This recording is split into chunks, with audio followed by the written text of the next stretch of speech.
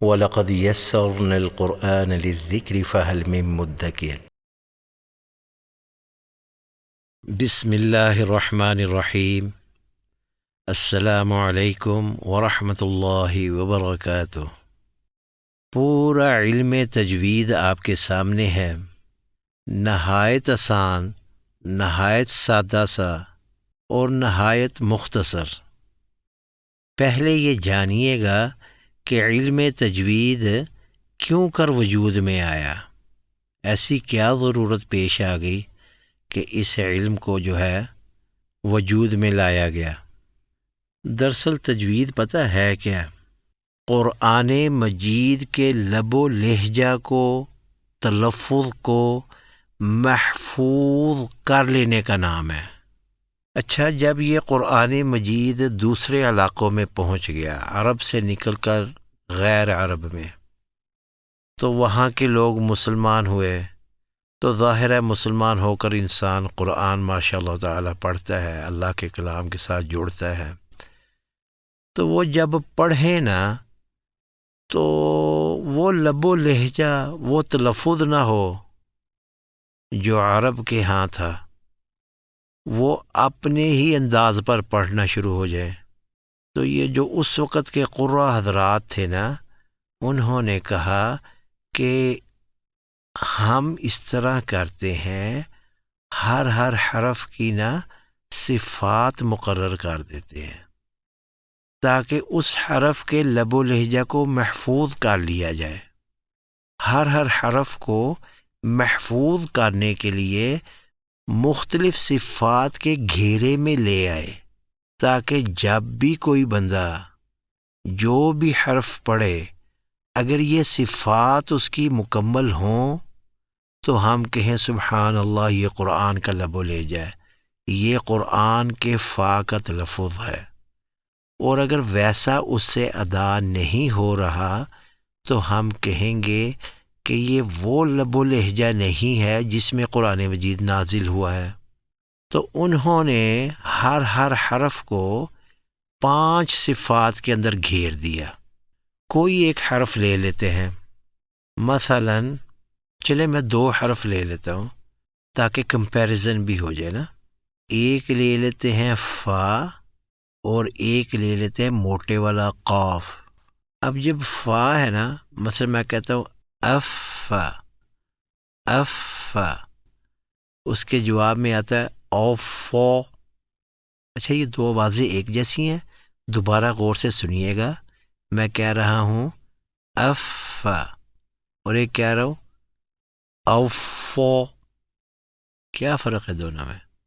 اچھا، کاش کہیں یہ لائیو کلاس ہو رہی ہوتی ہے نا، پھر بڑا مزہ آتا ہے، جواب سننے کو مل جاتا ہے نا، تو اکثر جواب درستی نکل آتا ہوتا ہے اکثر۔ اگر دوبارہ غور سے آپ سنیے گا، ایک ہے اف اور ایک ہے اوفو، کیا فرق ہے دونوں میں؟ بھئی ایک بریک ہے، ایک موٹا ہے، تو انہوں نے کہا فا بریک ہوتا ہے۔ فا کی پہلی صفت کیا رکھ دی انہوں نے؟ بریک ہوتا ہے۔ دوسرا جب میں نے کہا تھا نا اوفو، یہ موٹا ہونے کے ساتھ ساتھ نا بھرا ہوا بھی ہے، تو انہوں نے کہا فا کا نا دوسری صفت یہ رکھ دو کہ اس کی کھلی آواز ہے۔ ایک تو یہ باریک ہے، دوسرا کھلی آواز ہے۔ اگلا یہ نہ کرے کہ اس کو موٹا بھی پڑھ دے اور بھری ہوئی آواز بھی نکال دے۔ لہذا فا کی 2 صفتیں سمجھ آ گئی کہ یہ ایک باریک ہے، دوسرا کھلی آواز ہے۔ اچھا جی، اب قاف کی بھی 2 مثالیں لے لیتے ہیں۔ فرض کرو ایک ہے کا، ایک ہے قا، کا قا، کیا فرق ہے؟ بھئی ایک بریک ہے، ایک موٹا ہے، تو انہوں نے کہا یہ قاف کی صفت یہ ہے کہ یہ موٹا ہے، پہلا فیصلہ انہوں نے کر دیا۔ اب دوسرا تھا، آیا قاف کی آواز بھری ہوئی ہے یا کھلی ہوئی آواز ہے؟ ایک بھائی صاحب پڑھیں بالحق اور دوسرے بھائی صاحب پڑھیں بالحق، یہ دیکھیے دونوں میں فرق ہے، بالحق، بالحق، ہاں دوسرا بھرا ہوا ہے، تو قاف کی انہوں نے دوسری صفت کیا رکھی کہ قاف کی آواز بھی کھلی ہوئی آواز ہوتی ہے، قاف کی آواز بھری ہوئی نہیں ہے، لہذا قاف کی صفت کیا ہوئی؟ ایک تو یہ موٹا ہے، موٹا تو ہے لیکن آواز اس کی بھی کھلی ہوئی ہے، دو صفتیں ہو گئی۔ تیسرا نا انہوں نے کہا کہ جو قرآنک حرف ہے نا فا، تو اب میری ادائیگی سنیے گا، دو ادائیگیاں کروں گا، اگر تو آپ ڈفرینس فیل کر گئے نا تو پھر بات بن جائے گی۔ مثلا میں کہتا ہوں اف اف اف، اور دوسرا سنیے گا اف فا اف فا، اور ایک ہے اف اف، ایک ہے اف فا۔ کیا فرق ہے دونوں میں؟ دوبارہ سن لیجئے گا، جلدی فیصلہ نہ کیجئے گا۔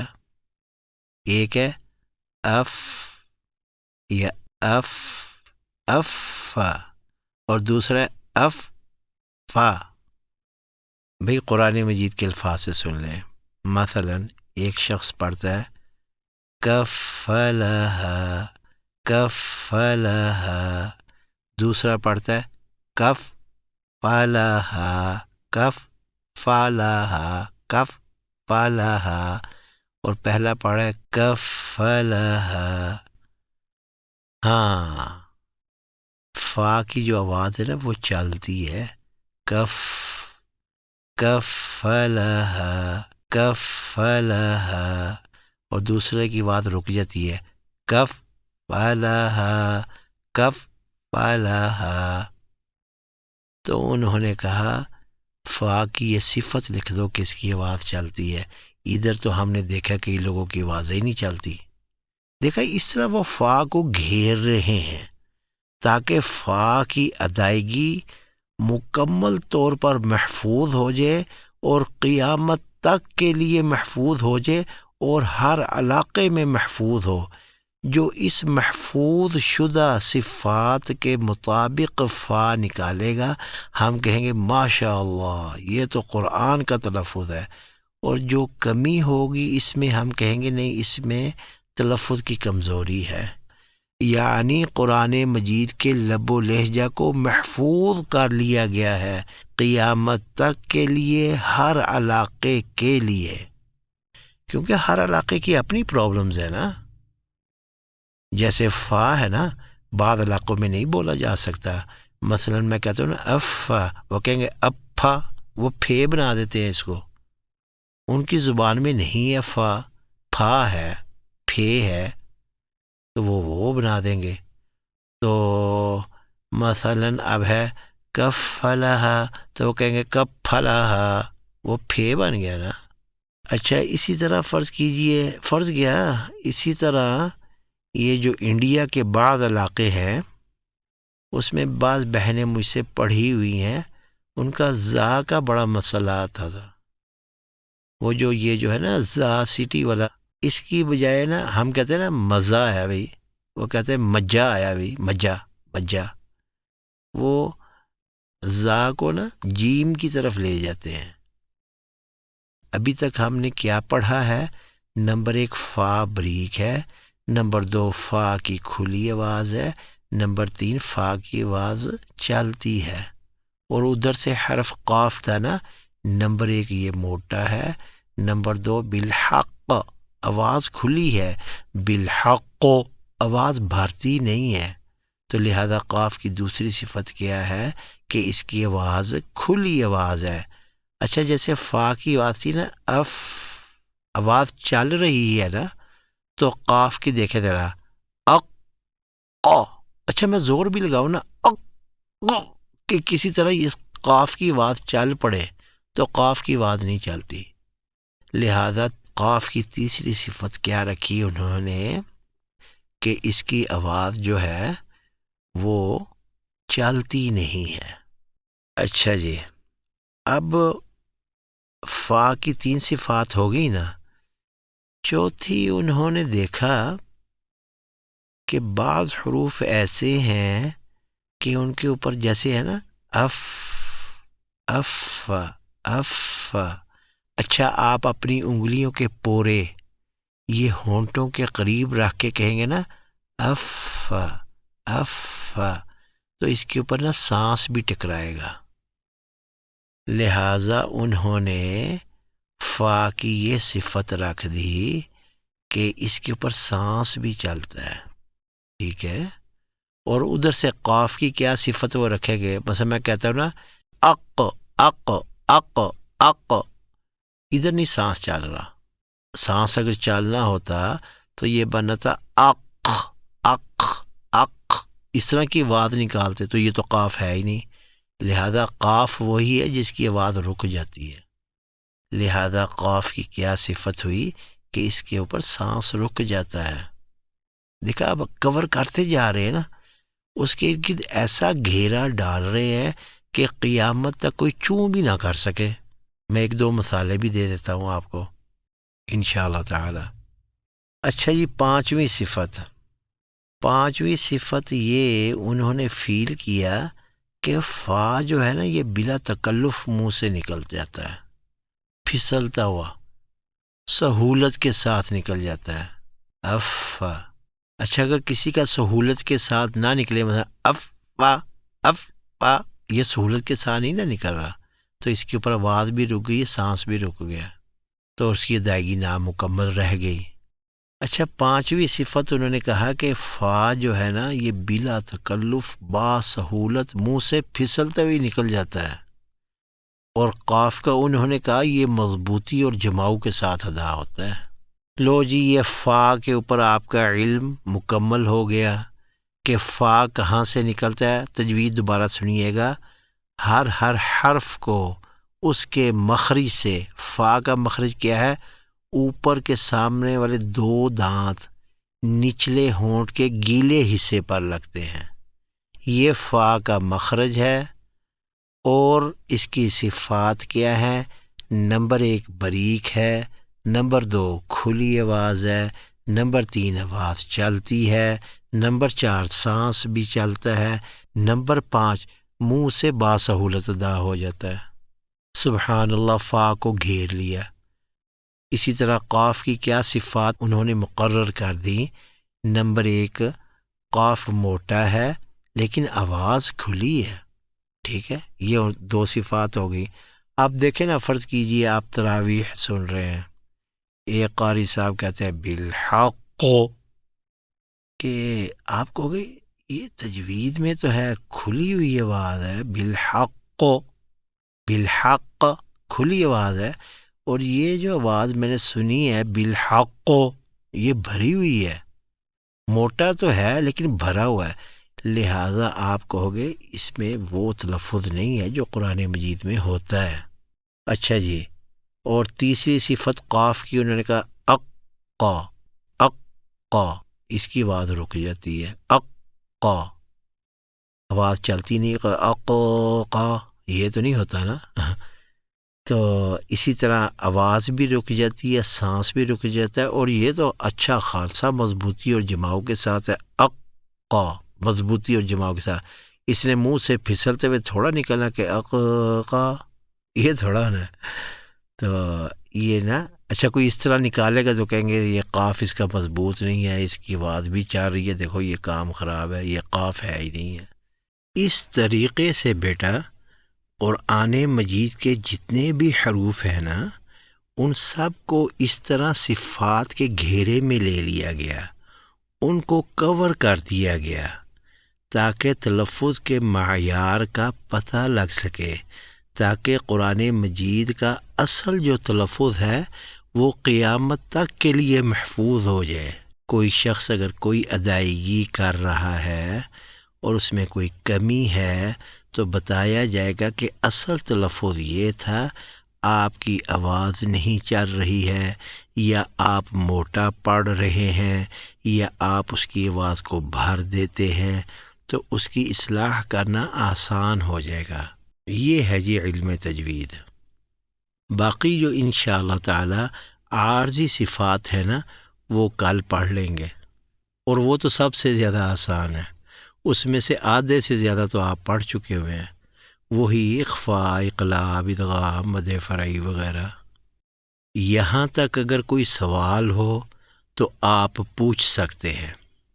اچھا، یہ ساری جو باتیں میں نے کی ہیں نا، اس کا اب میں حاصل خلاصہ آپ کو بتا دیتا ہوں انشاءاللہ تعالی۔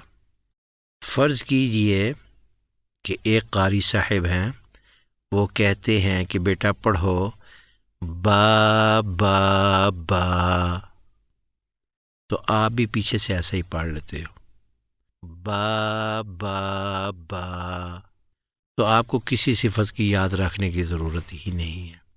وہ قاری صاحب کہتے ہیں کہو ابا ابا، آپ نے بھی کہہ دیا ابا تو ٹھیک ہو گیا۔ اگر آپ اس کے جواب میں کہتے ہیں ابا ابا، قاری صاحب کہتے ہیں اب اب اب، اس کے جواب میں آپ کہتے اب اب اب، تو پھر نہیں، تو پھر تلفظ معیاری نہیں ہوگا۔ آپ کو صرف قاری صاحب کا سننا ہے اور نقل اتار لینی ہے۔ اگر آپ نے یہ کر لیا، خود بخود آپ کو یہ ساری صفات کور ہو رہی ہیں۔ قاری صاحب کو تو معلوم ہے نا یہ ساری صفات کا، انہوں نے تو ان صفات کے مطابق اپنی ادائیگی رکھنی ہے نا، تو آگے اسٹوڈنٹس کی خود بخود ٹھیک ہو جاتی ہے، بشرطے کہ وہ نقل اتار جائے۔ مثلا میں کہتا ہوں، کہیے گا اش اش، تو اس کا جواب یہی چاہیے اش، نہ کہ اس کے جواب میں آئے اشا اشا اشا، یہ نہیں جواب چاہیے۔ شین کی آواز مجھے پتہ چلتی ہے اش، لیکن اگر آپ نے نقل اتار لی تو آپ کامیاب ہو گئے ہو۔ اچھا، یہ سارا پتہ کیوں ہوتا ہے؟ اگر آپ ذرا مضبوط اور لب و لہجہ تنا ہوا رکھیں، بس یہ ساری صفات خود بخود ٹھیک ہو جاتی ہے۔ نقل اتار لینے کا نام تجوید ہے۔ اچھا، اب ہو سکتا ہے یہ وسوسہ آئے کہ یہ اتنے حروف ہیں، ان سب کا یاد رکھنا پڑے گا ہمیں کہ یہ بریک کون سا ہے، موٹا کون سا ہے، کس کی آواز چلتی ہے، کس کا سانس چلتا ہے، کس کے اوپر رک جاتا ہے، کس کی کھلی آواز ہے، کس کی بھری ہوئی آواز ہے۔ سبحان اللہ و بحمدہ، یہ اتنا آسان ہے، اتنا آسان ہے کہ وہ جو میں نے بچوں کے لیے قاعدہ ترتیب دیا ہے نا، یہ ساری صفات اس کے اندر کور ہوئی ہیں مثالوں کے اندر۔ اگر کوئی درمیانہ سا بھی کوئی انسان ہو نا، بہت اعلیٰ پائے کے تجوید کے ماہر کی میں بات نہیں کر رہا، یعنی گزارے جوگا اچھا ٹیچر ہو اور وہ بچوں کو وہ تختیاں پڑھا دے جو جزم اور شد کی ہیں، تو نامعلوم طریقے سے یہ ساری صفات کے مطابق بچہ ادائیگی کر رہا ہوتا ہے۔ اس قاعدے کو دیکھ لیجئے گا۔ سبحان اللہ، جب یہ ٹیچرز کو پڑھایا جاتا ہے نا، وہ کورس ہو رہا ہوتا ہے، تو اس پہ پھر سارے حروف کور کرنے ہوتے ہیں۔ اور مزے کی بات یہ ہے، صرف 5 مجموعے ہیں چھوٹے چھوٹے سے، اگر کوئی اس کو یاد کر لے، ان 4 مجموعوں کو چھوٹے چھوٹے سے، جیسے غازیو، یہ ایک مجموعے کا نام ہے، لن عمر، یہ دوسرے مجموعے کا نام ہے۔ تو اس طرح کے 5 مجموعے ہیں چھوٹے چھوٹے سے، جو بھی ان کو یاد کر لے اور جو اس میں سائنس چھپی ہوئی ہے نا، وہ انشاءاللہ تعالی جب یہ ٹیچرز ٹریننگ کورس ہوگا نا، تو اس میں انشاءاللہ تعالی پورا پڑھاؤں گا۔ ابھی تک اگر کوئی بات سمجھ نہ آئی ہو کہ علم تجوید کہتے کس کو ہے، کس طرح ہر حرف کی حفاظت کی گئی ہے کہ قیامت تک کے لیے اس کے تلفظ کو محفوظ کر لیا گیا ہے، قیامت تک کے لیے اس میں کمی بیشی نہیں کی جا سکتی ہے۔ بھئی فرض کرو ایک لفظ ہے اعوذ باللہ من الشیطان، منش، یہ آواز چل رہی ہے نا، ایک بندہ کہتا ہے منش، تو اس کی آواز رک رہی ہے۔ تو ادائیگی نامکمل ہو گئی. من الشیطان الرجیم. یہ سبحان اللہ. اچھا اس کا ایک اور بھی بہت آسان حل ہے. اچھا وہ میں انشاءاللہ تعالی کل بتاؤں گا کہ ادائیگیوں کو آسان طریقے سے بغیر تجوید پڑھے، بغیر یہ صفات پڑھے کیسے پرفیکشن تک پہنچا جا سکتا ہے. انشاءاللہ تعالی وہ کل آپ کو بتاؤں گا انشاءاللہ تعالی. اب ٹائم اوور ہو چکا ہوا ہے، کافی دیر ہو چکی ہوئی ہے، تو انشاءاللہ تعالی اس سے آگے کل چلیں گے. کوئی کویسچن ہو تو آپ بلا تکلف پوچھ سکتے ہیں، ان باکس میں لکھ سکتے ہیں، واٹس ایپ پر میسیج وائس میسیج دے سکتے ہیں، واٹس ایپ کے اوپر آپ ریٹن میسیج بھیج سکتے ہیں. تو انشاءاللہ تعالی یہ جب ایزی قرآن ٹپس سیریز ختم ہوگی نا، اس کے بعد ہم وہ سارے سوال پک کریں گے، تو انشاءاللہ تعالی مختصر سی ویڈیوز کے اندر ان کا جواب دیا جائے گا. سبحانک اللہم ربنا وبحمدک، اشہد ان لا الہ الا انت، استغفرک واتوب الیک. السلام علیکم ورحمۃ اللہ وبرکاتہ.